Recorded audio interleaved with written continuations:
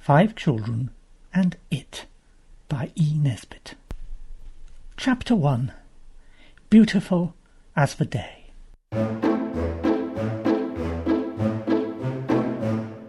The house was 3 miles away from the station, but before the dusty hired fly had rattled along for 5 minutes, the children began to put their heads out of the carriage window and to say, "Aren't we nearly there yet?" And every time they passed a house, which was not very often, they all said, "Oh, is this it?" But it never was, till they reached the very top of the hill, just past the chalk quarry, and before you come to the gravel pit. And then there was a white house with a green garden and an orchard beyond. And Mother said, "Here we are." "How white the house is," said Robert. "And look at the roses," said Anthea. "And the plums," said Jane. "It is rather decent," Cyril admitted. The baby said, "Want-y go walky," and the fly stopped with a last rattle and jolt. Everyone got its legs kicked or its feet trodden on in the scramble to get out of the carriage that very minute, but no one seemed to mind. Mother, curiously enough, was in no hurry to get out, and even when she had come down slowly and by the step and with no jump at all, she seemed to wish to see the boxes carried in, and even to pay the driver, instead of joining in that first glorious rush around the garden and the orchard and the thorny, thistly, briary, brambly wilderness beyond the broken gate and the dry fountain at the side of the house. But the children were wiser, for once. It was not really a pretty house at all, it was quite ordinary. Mother thought it was rather inconvenient, and was quite annoyed at there being no shelves to speak of, and hardly a cupboard in the place. Father used to say that the ironwork on the roof and coping was like an architect's nightmare. But the house was deep in the country, with no other houses in sight, and the children had been in London for 2 years without so much as once going to the seaside even for a day by an excursion train, and so the White House seemed to them a sort of fairy-tale palace set down in an earthly paradise. For London is like prison for children, especially if their relations are not rich. Of course, there are shops and theatres and masculine and cooks and things, but if your people are rather poor, you don't get taken to the theatres, and you can't buy things out of the shops, and London has none of these nice things that children may play with without hurting themselves, such as trees and sand and woods and waters. And nearly everything in London is the wrong sort of shape, all straight lines and flat streets, instead of being all sorts of odd shapes like things are in the country. Trees are all different, as you know, and I'm sure some tiresome person must have told you that no 2 blades of grass are exactly alike. But in streets where the blades of grass don't grow, everything is like everything else. This is why so many children who live in towns are so extremely naughty. They do not know what is the matter with them, and no more do their fathers and mothers, aunts, uncles, cousins, tutors, governesses, and nurses. But I know, and so do you now. Children in the country are naughty sometimes too, but that's for quite different reasons. The children had explored the gardens and the outhouses thoroughly before they were caught and cleaned for tea, and they saw quite well that they were certain to be happy at the White House. They thought so from the first moment. But when they found the back of the house covered with jasmine, all in white flower, and smelling like a bottle of the most expensive scent that is ever given for a birthday present, and when they'd seen the lawn all green and smooth and quite different from the brown grass in the gardens at Camden Town, and when they'd found the stable with a loft over it, and some old hay still left, they were almost certain. And when Robert had found the broken swing and tumbled out of it and got a lump on his head the size of an egg, and Cyril had nipped his finger in the door of a hutch that seemed made to keep rabbits in, if you ever had any, well, they no longer had any doubts whatever. The best part of it all was that there were no rules about not going to places and doing things. In London almost everything is labelled you mustn't touch, and though the label is invisible, it's just as bad because you know it's there, or if you don't, you jolly well soon get told. The White House was on the edge of a hill, with a wood behind it, and the chalk quarry on one side and the gravel pit on the other. Down at the bottom of the hill was a level plain, with queer-shaped white buildings where people burnt lime, and a big red brewery and other houses, and when the big chimneys were smoking and the sun was setting, the valley looked as if it was filled with golden mist, and the lime kilns and oast houses glimmered and glittered till they were like an enchanted city out of the Arabian Nights. Now that I've begun to tell you about the place, I feel that I could go on and make this into a most interesting story about all the ordinary things that the children did.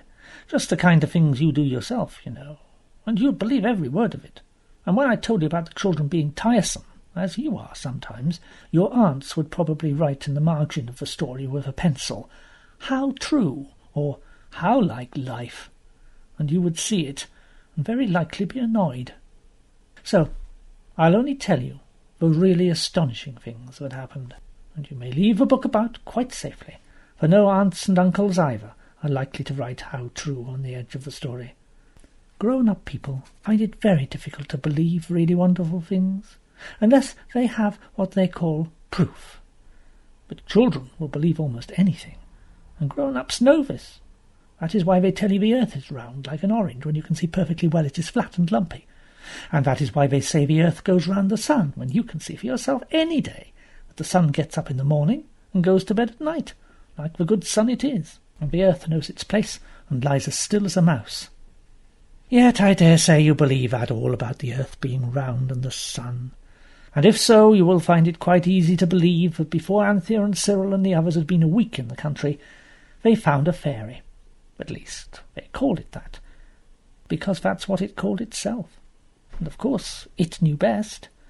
But it was not at all like any fairy you've ever seen or heard or read about.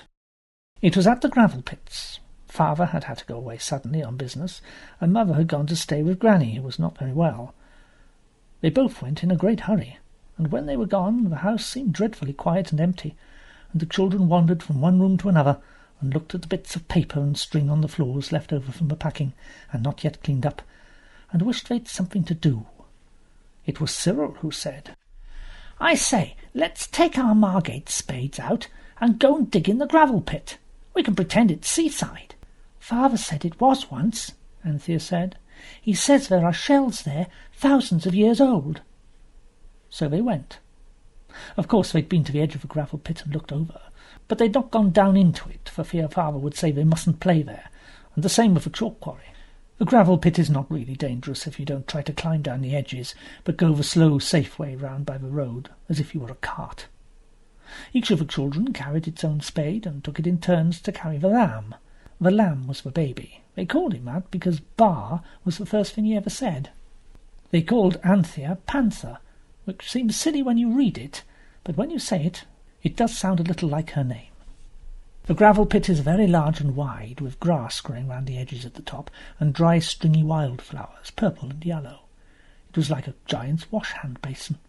And there are mounds of gravel, and holes in the sides of the basin where gravel has been taken out. And high up in the steep sides there are the little holes that are the little front doors of the little sand martins' little houses. The children built a castle, of course, but castle building's rather poor fun, when you have no hope of a swishing tide coming to fill up the moat and wash away the drawbridge, and, at the happy last, to wet everybody up to the waist at least.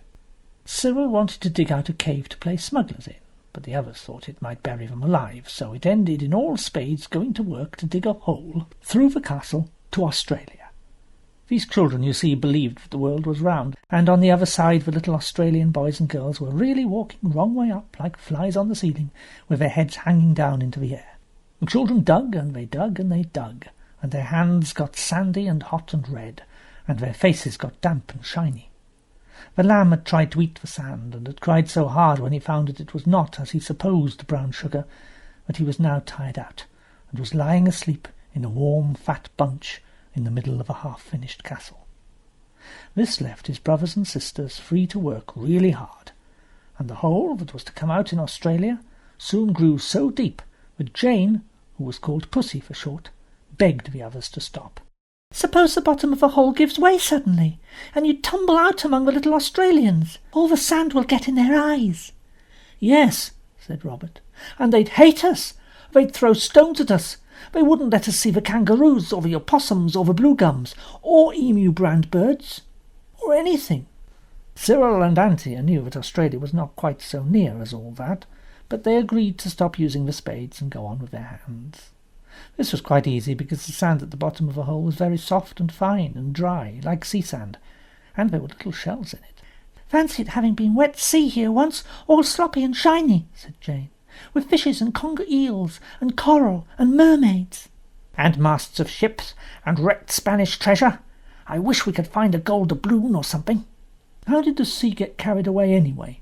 Robert asked. Well, it wasn't in a pail, silly, said his brother. Father says the earth got too hot underneath, like you do in bed sometimes, so it just sort of hunched up its shoulders, and the sea had to slip off, like blankets do, and the shoulder was left sticking out, and so of course it turned into dry land. Let's go and look for shells. I think that little cave looks likely, and I see something sticking out there like a bit of wrecked ship's anchor. And it's beastly hot in the Australian hole. The others agreed, but Anthea went on digging. She always liked to finish a thing when she'd started it. She felt it would be a disgrace to leave that hole without getting through to Australia.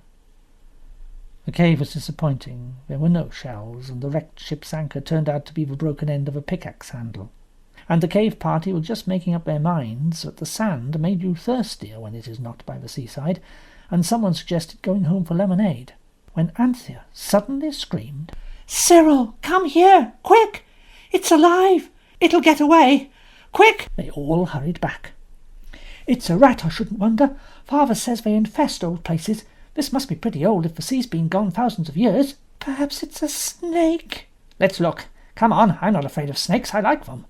If it is a snake, I'm going to tame it. It'll follow me everywhere. I'll let it sleep around my neck at night." "No, you won't." Robert shared Cyril's bedroom. "But you may if it's a rat." "Oh, don't be silly," said Anthea. "It's not a rat. It's much bigger. And it's not a snake. It's got feet. I saw them. And fur. Oh, no, not the spade. You'll hurt it. Dig with your hands. And let it hurt me instead." "That's so likely, isn't it?" said Cyril, seizing a spade. "No, don't. Squirrel, don't. I know it sounds silly, but I think it said something. It really, truly did." "What?" "It said, 'You let me alone.'" Cyril merely observed that his sister must have gone off her nut, and he and Robert dug with spades, while Anthea sat on the edge of the hole, jumping up and down with hotness and anxiety. They dug carefully, and presently everyone could see that there really was something moving in the bottom of the Australian hole. "I'm not afraid," said Anthea suddenly. "Let me dig it out." She fell on her knees and began to scratch like a dog does when it suddenly remembers where it's buried a bone. "I felt fur. Oh, I did. Oh." Suddenly a dry, husky voice in the sand made them all jump back, and their hearts jumped nearly as fast as they did. "Let me alone." Now everyone heard it, and looked at the others to see if they had too. "But we want to see you," said Robert bravely. "I wish you'd come out," said Anthea, also taking courage. "Oh, well, if that's your wish."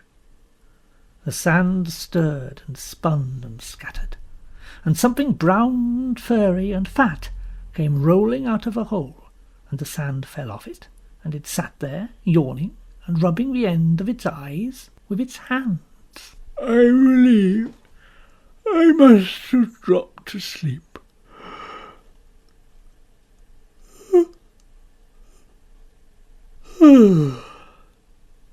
The children stood round the hole in a ring, looking at the creature they had found. It was worth looking at. Its eyes were on long horns like a snail's eyes, and it could move them in and out like telescopes. It had ears like a bat's ears, and its tubby body was shaped like a spider's and covered with thick, soft fur. Its legs and arms were furry too, and it had hands and feet like a monkey's. "What on earth is it? Shall we take it home?" The thing turned its long eyes to look at her. "Does she always talk nonsense, or is it only that rubbish on her head that makes her silly?" It looked scornfully at Jane's hat as it spoke. "She doesn't mean to be silly," Anthea said gently. "We none of us do, whatever you may think. Please don't be frightened. We don't want to hurt you, you know." "Hurt me? Me frightened? Upon my word. Why, you talk as if I were nobody in particular." All its fur stood out like a cat's when it's going to fight. "Well, perhaps if we knew who you were in particular, we could think of something to say that wouldn't make you cross. Everything we've said so far seems to. Who are you? And please don't get angry, because really we do want to know. You don't know? Well, I knew the world had changed, but, well, really. Do you mean to tell me seriously you don't know a Psammead when you see one? A Psammead? That's Greek to me. Well, it is to everyone. In plain English, then, a sand fairy. Now, don't you know a sand fairy when you see one? It looked so grieved and hurt that Jane hastened to say, "Oh, of course, yes, I see you are now. It's quite plain when you look at you." You came to look at me several sentences ago. "Oh, please don't go away again," said Robert. "Do talk some more. I didn't know you were a sand fairy, but I knew as soon as I saw you you're much the most wonderfulest thing I've ever seen." The sand fairy seemed a shade less disagreeable after this. "It isn't talking I mind, as long as you're reasonably civil. But I am not going to make polite conversation for you. If you talk nicely to me, perhaps I'll answer you, and perhaps I won't. Now say something." Of course, no one could think of anything to say now. But then at last Robert thought of, "How long have you lived here?" "Oh, ages, several thousand years." "Tell us all about it, do." "It's all in books." "You aren't," said Jane. "Please tell us everything you can about yourself. We don't know anything about you, and you're so nice." The sand fairy smoothed his long rat-like whiskers and smiled between them. "Do please tell," said all the children together.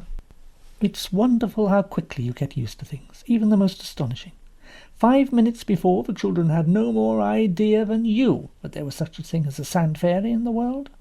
But now they were talking to it as though they'd known it all their lives. It drew in its eyes and said, "How very sunny it is, quite like old times.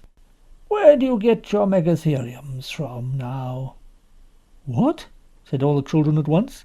It's very difficult always to remember that what is not polite, especially in moments of surprise or agitation. "Are pterodactyls plentiful now?" The children were unable to reply.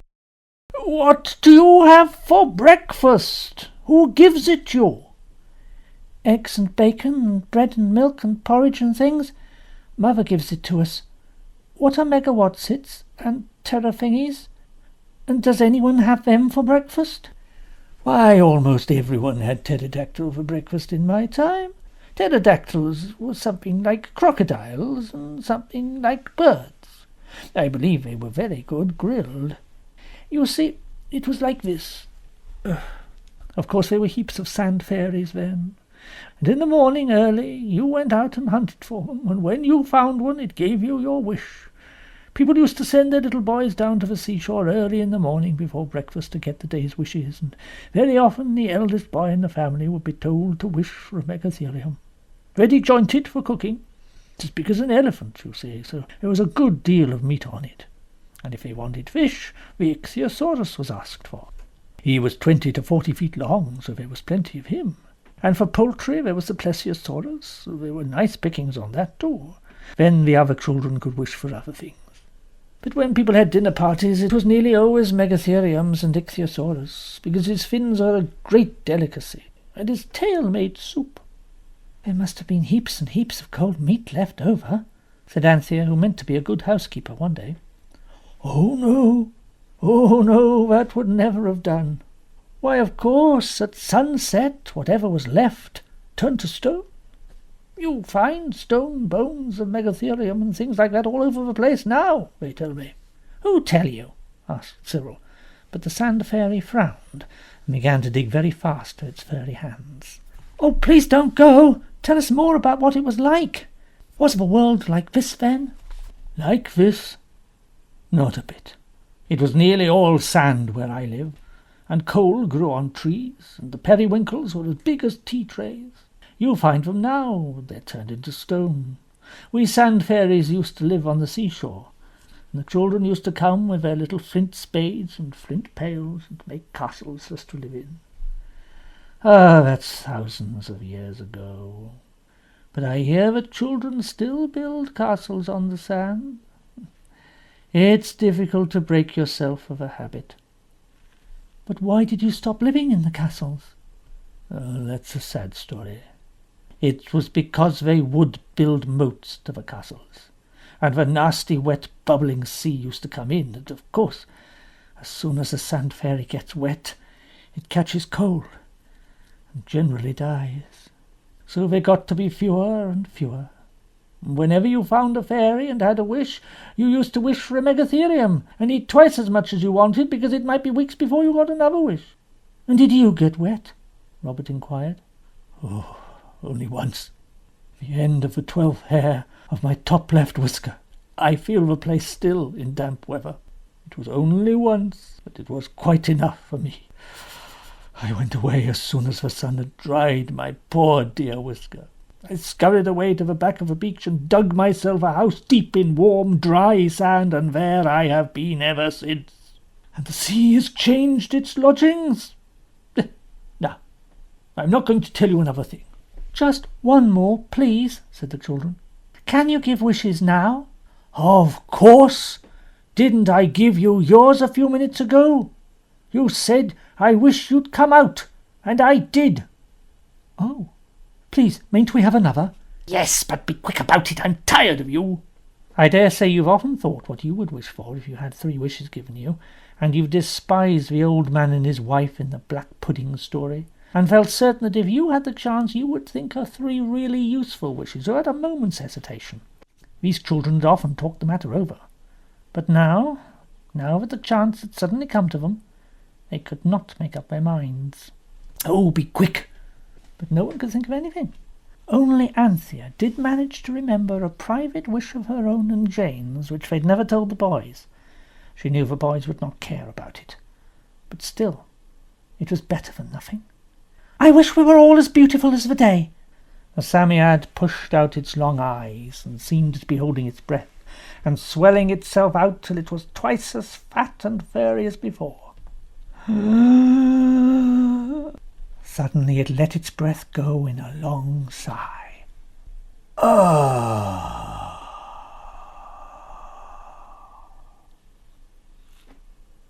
I'm afraid I couldn't manage it. Oh, I must be out of practice. The children were horribly disappointed. Do try again. Well, the fact is, I was keeping back a little strength to give the rest of you your wishes. If you'll be content with 1 wish a day amongst the lot of you, I dare say I can screw myself up to it.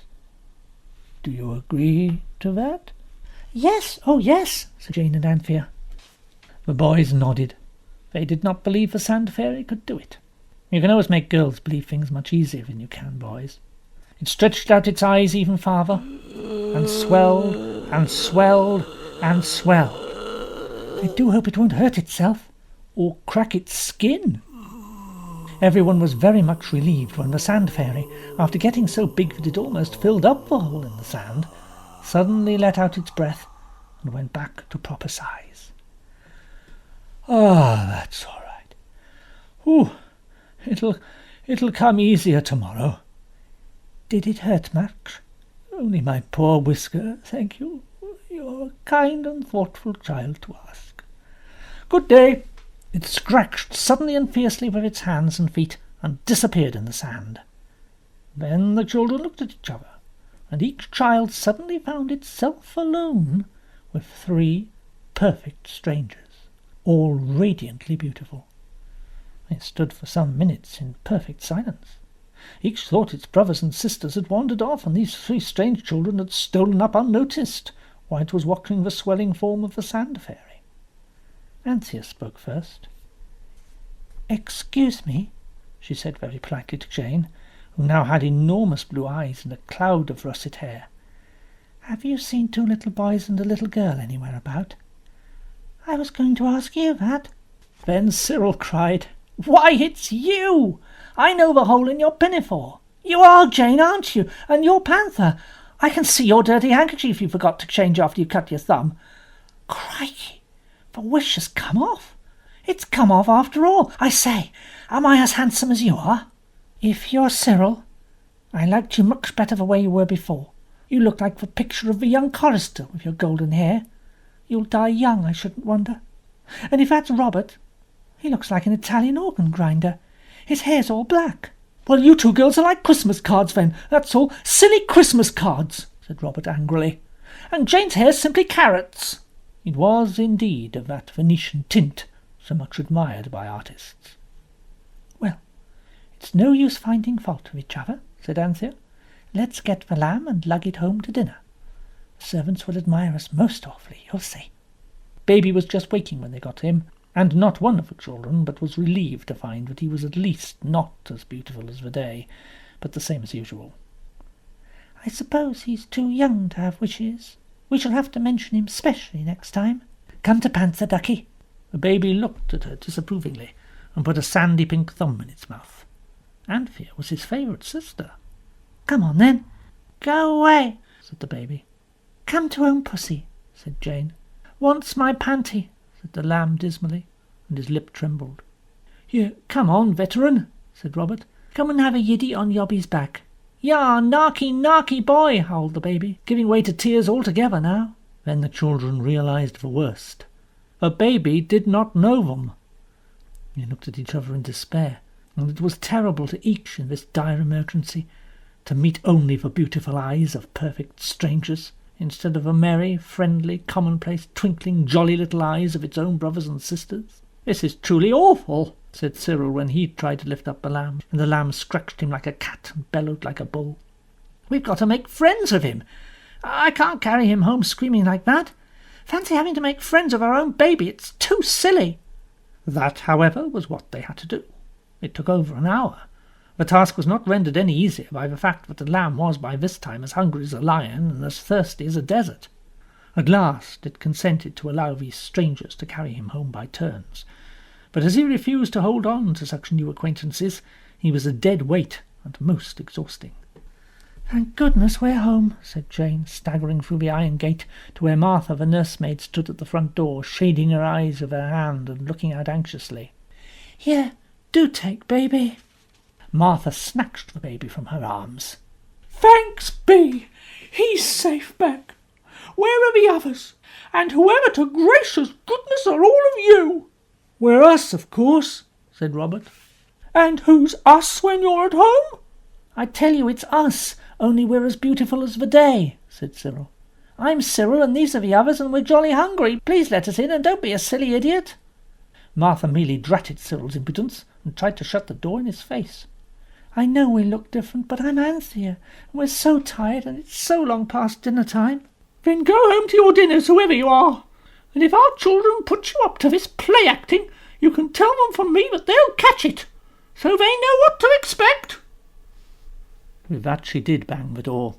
Cyril rang the bell violently, but there was no answer. Presently Cook put her head out of a bedroom window. If you don't take yourselves off, and precious sharp, I'll fetch the police! And she slammed down the window. It's no good. Oh, do come away before we get sent to prison. The boys said it was nonsense, and the law of England couldn't put you in prison for being as beautiful as the day. But all the same, they followed the others out into the lane. We shall be our proper selves after sunset, I suppose, said Jane. I don't know, Cyril said sadly. It mayn't be like that now. Things have changed a good deal since Megathorium times. Oh, perhaps we'll turn into stone at sunset, like the Megatheriums did. There mayn't be any of us left over for the next day, said Anthea suddenly. She began to cry, and so did Jane. Even the boys turned pale. No one had the heart to say anything. It was a horrible afternoon. There was no house near where the children could have begged a crust of bread or even a glass of water, and they were afraid to go to the village because they'd seen Martha go down there with a basket, and there was a local constable. True, they were all as beautiful as the day, but that is a poor comfort when you are as hungry as a hunter and as thirsty as a sponge. 3 times they tried in vain to get the servants in the White House to let them in and listen to their tale, and when Robert went home, hoping to be able to climb into one of the back windows and so open the door to the others, all the windows were out of reach, and Martha emptied a toilet jug of cold water over him from a top window. "Go along with you, you nasty little Italian monkey!" It came at last to their sitting down in a row under the hedge, with their feet in a dry ditch, waiting for the sunset, and wondering whether, when the sun did set, they would turn to stone, or only into their old natural selves. And each of them felt very lonely and among strangers, and tried not to look at the others, for, though their voices were their own, their faces were so radiantly beautiful as to be quite irritating to look at. "I don't believe we shall turn to stone," said Robert, breaking a long, miserable silence, "because the Sand Fairy said he'd give us another wish tomorrow, and he couldn't if we were stone, could he?" The others said no, but they weren't comforted. Another silence, longer and more miserable. It was broken by Cyril suddenly saying, "I don't want to frighten you, girls, but I believe it's beginning with me already. My foot's quite dead. I'm turning to stone, I know I am, and so will you in a minute." "Never mind," said Robert kindly. "Perhaps you'll be the only stone one, and the rest of us will be all right. We'll cherish your statue and hang garlands on it." It turned out Cyril's foot had only gone to sleep because he was sitting too long with it under him. When it came to life, in an agony of pins and needles, the others were quite cross. "Giving us a fright for nothing?" Third and miserablest silence of all was broken by Jane. "If we do come out of this all right, we must ask the Psammead to make it so that the servants don't notice anything different about us, no matter what wishes we have." The others only grunted. They were too wretched even to make good resolutions. At last, hunger and fright and crossness and tiredness, 4 very nasty things, all joined together to bring one nice thing. That was sleep. The children lay asleep in a row, with their beautiful eyes shut and their beautiful mouths open. Anthea woke first. The sun had set, and the twilight was coming on. Anthea pinched herself very hard to make sure, and when she found she could still feel the pinching, she decided she was not stone. So then she pinched the others. They also were soft. "Wake up! It's all right, we're not stone. And oh, Cyril, how nice and ugly you look, with your old freckles and your brown hair and your little eyes. And so do you all." She added that so they might not feel jealous. When they got home, they were very much scolded by Martha, who told them about the strange children. "They were a good-looking lot, I must say, but that impudent." "I know," said Robert, who knew by experience how hopeless it would be to try to explain things to Martha. "And where on earth have you been all this time, you naughty little things, you?" "In the lane." "Well, why didn't you come home hours ago?"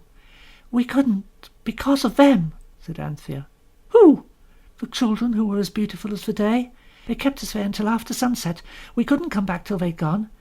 You don't know how we hated them. Oh, do give us some supper. We're so hungry." "Hungry? I should think so. Out all day like this? Well, I hope it'll be a lesson to you not to go picking up with strange children. They're down here after the measles as likely as not. Now, mind, if you see them again, you do not speak to them. Not one word, not so much as a look. You come straight here and you tell me. I'll spoil their beauty for them." "If ever we do see them again, we'll tell you," Anthea said, and Robert, fixing his eyes fondly on the cold beef that was being brought in on a tray by cook, added in heartfelt undertones, "And we'll take jolly good care we never do see them again." And they never have.